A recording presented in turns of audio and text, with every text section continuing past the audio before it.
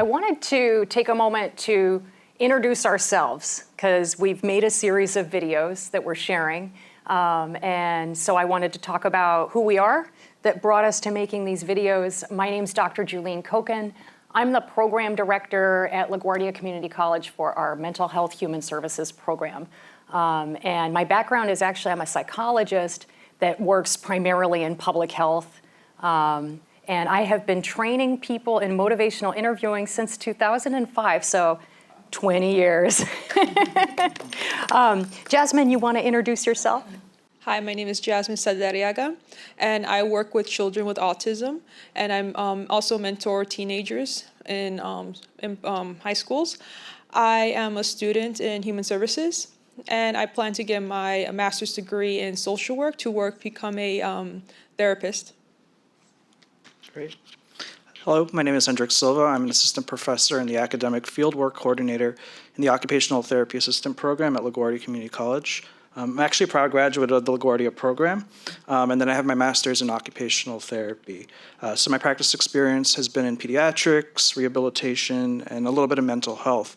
But what brought me to motivational interviewing was a training by you, Dr. Koken, and it's really affected the way or changed the way that I interact with clients, especially when we're trying to build that therapeutic relationship. And I think it's valuable for all the different helping professions we represent. Hello, my name is Shayla Davidson. I am a student here at LaGuardia Community College. My major is Human Services, Mental Health. I am a behavior technician as well as a peer advisor here at LaGuardia Community College. I was brought here by Dr. Koken. I took her class in motivational interviewing, and I felt like that is a great class, and all around motivational interviewing has helped me through all aspects of my life, and it completely changed me in a positive way. Hi, my name is Givindi Singh. I teach here at LaGuardia Community College. I also teach at a graduate course at Yeshiva University. I'm a current PhD student in social work. Motivational interviewing I've utilized in the field as a clinical social work for many years, but getting hands-on training here with Dr. Koken just made me see from a different perspective. You know, as social workers, we're always utilizing empathy with our clients and to, grasp the skill, not technique of MI is so imperative, I feel like, and you can use it in many different aspects for behavior change. So yeah, I'm very honored, and thank you, Dr. Koken, for shedding this light of MI. Hello, my name is Emily Sanchez. I am a student at LaGuardia Community College. I work in healthcare in a dialysis facility setting as an administrative assistant. I tend to utilize motivational interviewing when I'm speaking with my guests. I try to empathize with those who are very sick, so kudos to them, getting by and getting through that. So I'm learning a lot, and I love this educational videos and everything, so I just wanted to be a part of it. Hi, my name is Raymond Darvi Havicht. I'm a previous student of LaGuardia as well for mental health, and currently focusing my studies on hopefully achieving a clinical psychology degree. My main focus around work has been with people with intellectual and developmental disabilities. I currently work as a community support supervisor for a college program where we support people in achieving their goals in life. So maybe we could take a moment to start off and try to describe what is motivational interviewing. Like if you had to tell somebody what you're working on here or what motivational interviewing is, what would you say? How would you describe it? Who wants to go first? You said skills, not techniques. Maybe can you expand on that? Yes. MI is not about techniques, right? It's all about skill set. And to achieve that skill set is by practicing MI. As Dr. Koken says, you just cannot learn MI. With practice, it makes it better. I've been using MI as teaching my students, and I use MI across, sometimes on my, like as far as my children is concerned. And they're learning too. They're only 10 and 12. They're like, oh, mommy's using MI. And so, yeah, it's a gift, I feel like, and to really utilize the skill of MI, if you have that, compassion, the empathy, and just really putting yourself in their shoes, right? Just really taking MI there with behavior change. Wow, what a huge difference. So yes, MI, I live it, I walk it, I dream it. So yes, I'm all for it. Thank you. So Govindi used a couple of words, compassion, and also behavior change. Could anybody else pick that up? Like if you had to tell somebody what MI was. So like, what is it? Yeah. To me, the way how I see MI is helping people find solutions on their own. You're just there to facilitate it. So asking open-ended questions is everyone has their own solutions. You just really got to help them find it from the inside. That's great. So it's really supportive of people reaching their own decision. And you gave some examples of those skills that Govindi was referring to, the open questions that can kind of bring that out. And it's not just the questions, but the empathy as well, because it's such an important aspect, and it's like something that the administrator of it, has to find it on their own, and to work with people with MI. I think it's also a skill in communication and being able to be confident in starting that relationship with your client so that they feel cared for and they feel that they can trust working with you to help get the help that they need. So I think that's really important part of MI, and not everyone doesn't come natural to everyone all the time. It's one of what I would call a soft skill. And so I think that this training really helps bring that out, the soft skills, because for many, or at least for myself, the hard skills in the clinical training come in education, but I was really seeking the opportunity to build my communication, build ways to really connect with the clients that I work with. Yeah.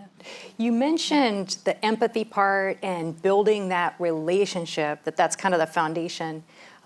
Could anybody say anything about like, how does somebody know if you have empathy for them? Like, how can you communicate that? So I think that's one of the main parts about like really the practice of MI, where it's built around using reflections, making sure that the person understands that they are heard, right? So in a lot of the cases where I work, people have a lot of resistance towards change, and it's really trying to break through that resistance, or like allowing them to have the time to break through that resistance. And a lot of times the fact that you're reflecting back to them that like core understanding of what they are saying and making sure that they are heard, so they understand that like you truly get what they're struggling with. That's great. Yeah. And it's just focusing on their autonomy, right? We're not there to advise them. We're just there to support and guide them. There's a huge difference, right? Supporting and guiding someone rather than directing them are two different roles. But with MI is being in the middle, okay? And as far as the guidance, that's where we are. Not directing, not following, no. We're just supporting and guiding. And just really focusing on their autonomy. And so, because at the end of the day, it's up to them to make that decision. We're not making the decision for them. They are making the decision for themselves. Yeah, that's great. Would anybody like to add to that? No? I really like that that you brought up the autonomy of the clients or whoever is receiving MI. I think that it's important for it to come from within. So I think that progress and for someone to improve or seek whatever that they're trying to work on, if it comes from within, then they're more motivated to continue to move forward and come to therapy. When they feel like it's their decision, then they're more committed to doing it. Absolutely. Yeah. There's such a wonderful balance kind of connecting what everybody said so far. Like, Govindi's spoken about empathy, and Raymond talked about how part of how we communicate that is by this skill that we call reflection. So the person feels heard and understood, and that's what builds this relationship. That's the foundation of the whole thing. And I think you said this, Hendrix, it's not always easy to do. What do you think helps people learn motivational interviewing? Oh, yeah. It's 100% repeated practice over and over and over it with your best friend, your family, Your children. children. Oh, without a doubt. Even my own fiance, she's been like, "You're practicing on me," and I know. She could tell. She could tell now because she has very bad anxiety, so it's like talking it through really does help.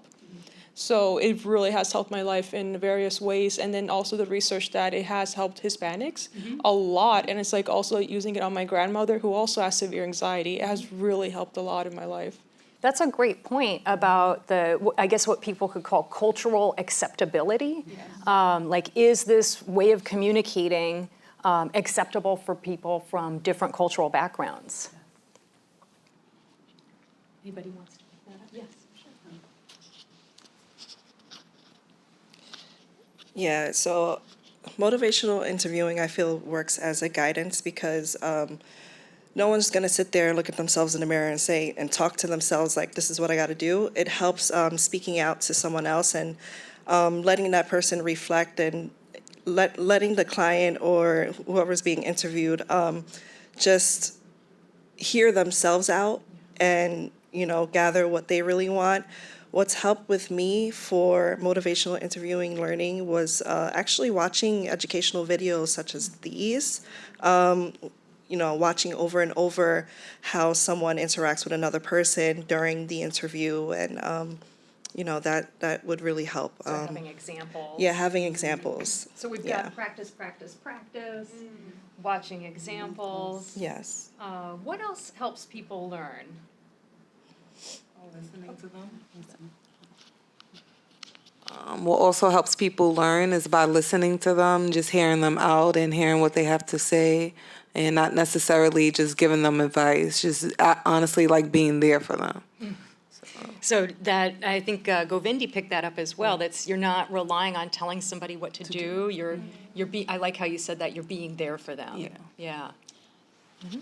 And, it's also affirming, right? And highlighting their strengths, like bringing out the strength from in them, right? It's already there, but it would just lifting it up and empowering all of that. There's that So, word. Good, yes, good. We got that word in there.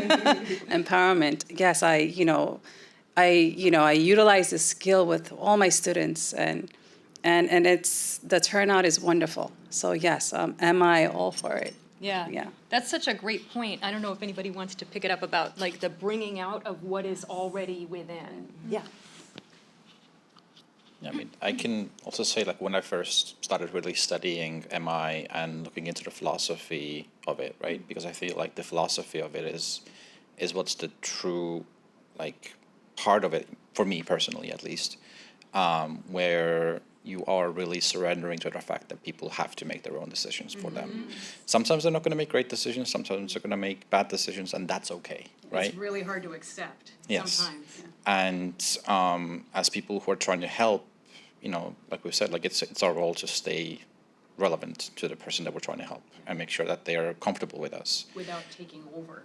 Yeah, and even even when I started studying MI a lot more, like without somebody else like doing MI with me, just because I was more aware of it, my life itself changed. I started making decisions for myself and started accepting like the resistance that I had towards some changes myself, and I was practicing it like within myself. Yeah.